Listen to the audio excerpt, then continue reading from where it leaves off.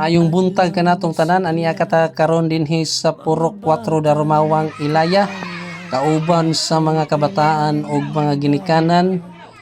Atong pasalamatan ang ato ang sponsor niining ato ang outreach program nga si Mr. Jis Anter Lupis.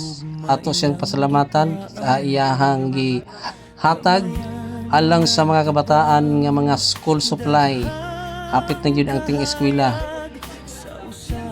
Sakto yun ni sa ilahang panahon ang ihatag sa ato ang sponsor ni Jis Anter Lopez sa iyahang pagsalamat ngadto sa Ginoo. Nihatag siya og blessing alang sa mga kabataan dinhi sa Purok 4. Daghang salamat o God bless.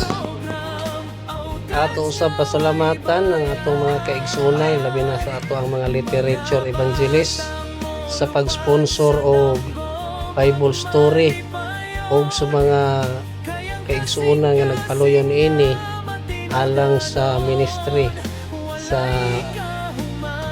grupo.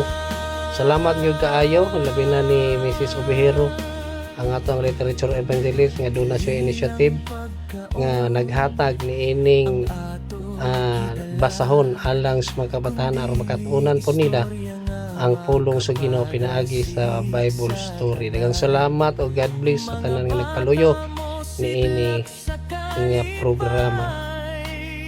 Ato usab pasalamatan silang Ma'am Jack, Sir Tolitz, Ma'am Arlene, Sir Adelmar ug siyang igsuon sa pag-assist niining programa. Salamat usab sa mga kauban Revive Ministry nga naayo dinhi karon niining adlaw. Daghang salamat, God bless.